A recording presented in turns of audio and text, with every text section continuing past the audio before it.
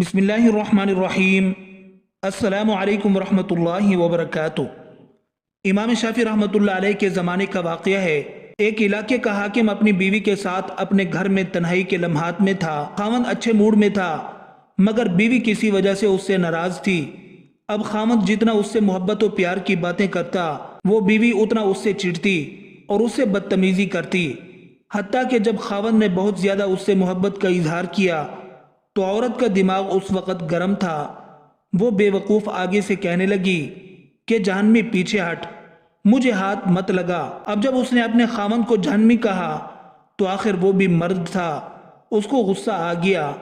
اس نے کہا کہ اچھا اگر میں جہنمی تو پھر تجھے میری طرف سے طلاق۔ اب رات گزر گئی۔ صبح جب دونوں کا دماغ ٹھنڈا ہوا تو عورت کو بھی غلطی کا احساس ہوا کہ میں اپنے خاوند سے ناراض تھی مگر مجھے یہ لفظ تو نہیں کہنا چاہیے تھا کہ جہنمی پرے ہٹ، میں نے تو غلطی کر لی۔ اب وہ اپنے خاوند سے پوچھنے لگی کہ جی کیا مجھے طلاق ہو گئی؟ اس نے کہا پتہ نہیں، یہ تو شرطیہ تھی کہ اگر میں جہنمی ہوں تو تجھے میری طرف سے طلاق، لہذا مجھے علماء سے پوچھنا پڑے گا۔ خاوند نے علماء کو بلایا۔ علماء کہنے لگے اس کا جواب ہم تو نہیں دے سکتے، اس لیے کہ کون گارنٹی دے کہ آپ جہنمی نہیں ہیں؟ کون فیصلہ کر سکتا ہے؟ یہ تو قیامت کے دن اللہ تعالیٰ فیصلہ کریں گے، لہٰذا یہ بات زبان زد عام ہو گئی۔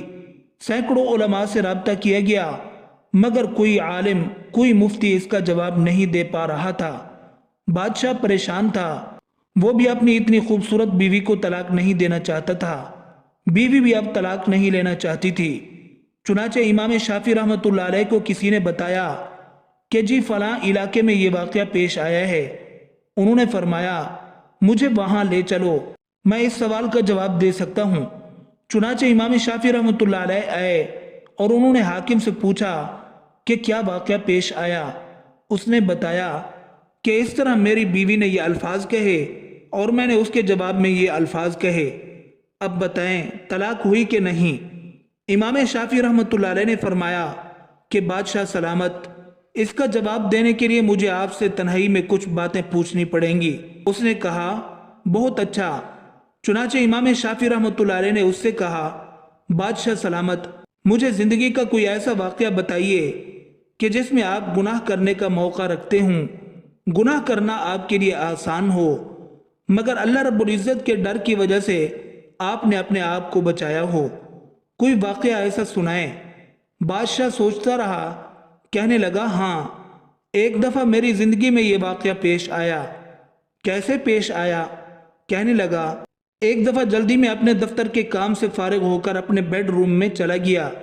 جیسے ہی میں داخل ہوا میں نے دیکھا کہ محل میں کام کرنے والی لڑکی میرے کمرے کی چیزوں کو سنبھال رہی تھی، بستر کو ٹھیک کر رہی تھی۔ جب میری اس کے چہرے پر نظر پڑی تو لڑکی حسن و جمال میں بہت پیاری تھی۔ چنانچہ میں نے دروازے کو لاک لگا دیا اور بند کر دیا۔ جب میں لاک لگا کر آگے بڑھا تو لڑکی سمجھ گئی کہ میری نیت خراب ہے۔ وہ نیک تھی، پاک دامن تھی، تو میری طرف دیکھ کر اس نے کہا یا ملک اتق اللہ، اے بادشاہ اللہ سے ڈر۔ جیسے ہی اس نے یہ لفظ کہا اللہ سے ڈر، میرے دل میں ڈر آ گیا اور میں نے تالا کھول دیا اور لڑکی سے کہا چلی جاؤ۔ حالانکہ اگر میں چاہتا تو لڑکی سے اپنی خواہش پوری کر لیتا، مجھ سے کسی نے پوچھنا ہی نہیں تھا، مگر اس نیک بچی کے یہ الفاظ میرے دل پر بجلی بن کر گرے اور مجھے اللہ تعالیٰ کا خوف آ گیا اور میں نے گناہ کے اس موقع سے بچنے کے لیے اس لڑکی کو واپس بھیج دیا۔ اور یہ ایک ایسا گناہ ہے جو میں کر سکتا تھا مگر اللہ کے خوف کی وجہ سے میں نے نہیں کیا۔ جب اس نے یہ واقعہ سنایا امام شافعی رحمۃ اللہ علیہ نے اس سے کہہ دیا کہ آپ کی بیوی کو طلاق واقع نہیں ہوئی، اس لیے کہ آپ جہنمی نہیں بلکہ جنتی ہیں۔ جب انہوں نے یہ فتویٰ دیا سارے علماء ان سے بحث کرنے لگ گئے، آپ کیسے کہہ سکتے ہیں؟ آپ کیسے جنت کا ٹکٹ دے سکتے ہیں؟ کیا پرمٹ آپ کے ہاتھ میں ہے کہ آپ کہیں کہ یہ جنتی ہے یہ جہنمی؟ آپ نے فرمایا کہ یہ فتویٰ میں نے اپنی طرف سے نہیں دیا بلکہ یہ فتویٰ اللہ تعالیٰ نے قرآن مجید میں خود عطا فرمایا ہے۔ جی قرآن مجید میں کیسے؟ انہوں نے کہا کہ قرآن مجید کی آیت وَأَمَّا مَنْ خَافَ مَقَامَ رَبِّهِ، اور جو شخص اپنے رب کے سامنے کھڑا ہونے سے ڈرا، وَنَهَى النَّفْسَ عَنِ الْهَوَىٰ، اور اس نے اپنے نفس کو خواہشات میں پڑنے سے بچا لیا، فَإِنَّ الْجَنَّةَ هِيَ الْمَأْوَىٰ، پس اس کا ٹھکانہ جنت ہوگا۔ اللہ نے چونکہ فرما دیا، لہذا میں فتویٰ دیتا ہوں کہ اس کبیرہ گناہ سے بچنے کی وجہ سے یہ بندہ قیامت کے دن جنت میں داخل ہوگا۔ امیر المومنین حضرت عمر فاروق رضی اللہ عنہ کے زمانہ مبارک میں ایک نوجوان بہت متقی، پرہیزگار اور عبادت گزار تھا، حتیٰ کہ حضرت عمر رضی اللہ عنہ بھی اس کی عبادت پر تعجب کیا کرتے تھے۔ وہ نوجوان نماز عشاء مسجد میں ادا کرنے کے بعد اپنے بوڑھے باپ کی خدمت کرنے کے لیے جایا کرتا تھا۔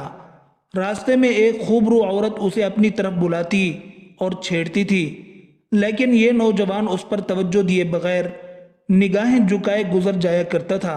آخر کار ایک دن وہ نوجوان شیطان کے ورغلانے اور اس عورت کی دعوت پر برائی کے ارادے سے اس کی جانب بڑھا، لیکن جب دروازے پر پہنچا تو اسے اللہ تعالیٰ کا یہی فرمان عالی شان یاد آ گیا، ان الذین اتقوا اذا مسهم طائف من الشیطان تذکروا فاذا هم مبصرون۔ ترجمہ: بے شک جب شیطان کی طرف سے پرہیزگاروں کو کوئی خیال آتا ہے تو وہ فوراً حکم خدا یاد کرتے ہیں، پھر اسی وقت ان کی آنکھیں کھل جاتی ہیں۔ اس آیت پاک کی یاد آتے ہی اس کے دل پر اللہ تعالیٰ کا خوف اس قدر غالب ہوا کہ وہ بے ہوش ہو کر زمین پر گر گیا۔ جب یہ بہت دیر تک گھر نہ پہنچا تو اس کا بوڑھا باپ اسے تلاش کرتا ہوا وہاں پہنچا اور لوگوں کی مدد سے اسے اٹھوا کر گھر لے آیا۔ ہوش آنے پر باپ نے تمام واقعہ دریافت کیا۔ نوجوان نے پورا واقعہ بیان کر کے جب اس آیت پاک کا ذکر کیا تو ایک مرتبہ پھر اس پر اللہ تعالیٰ کا شدید خوف غالب ہوا۔ اس نے ایک زوردار چیخ ماری اور اس کا دم نکل گیا۔ راتوں رات ہی اس کے غسل، کفن اور دفن کا انتظام کر دیا گیا۔ صبح جب یہ واقعہ حضرت عمر رضی اللہ عنہ کی خدمت پہ پیش کیا گیا تو آپ اس کے باپ کے پاس تعزیت کے لیے تشریف لے گئے اور اس سے فرمایا کہ آپ نے ہمیں اطلاع کیوں نہیں دی تاکہ ہم بھی جنازے میں شریک ہو جاتے۔ اس نے عرض کی، امیر المومنین، اس کا انتقال رات میں ہوا تھا اور آپ کے آرام کا خیال کرتے ہوئے بتانا مناسب معلوم نہ ہوا۔ آپ نے فرمایا کہ مجھے اس کی قبر پر لے چلو۔ وہاں پہنچ کر آپ نے یہ آیت مبارکہ پڑھی، وَلِمَنْ خَافَ مَقَامَ رَبِّهِ جَنَّتَانِ۔ ترجمہ: اور جو اپنے رب کے حضور کھڑا ہونے سے ڈرے اس کے لیے دو جنتیں ہیں۔ تو قبر میں سے اس نوجوان نے جواب دیتے ہوئے کہا، یا امیر المومنین، بے شک میرے رب نے مجھے دو جنتیں عطا فرمائی ہیں۔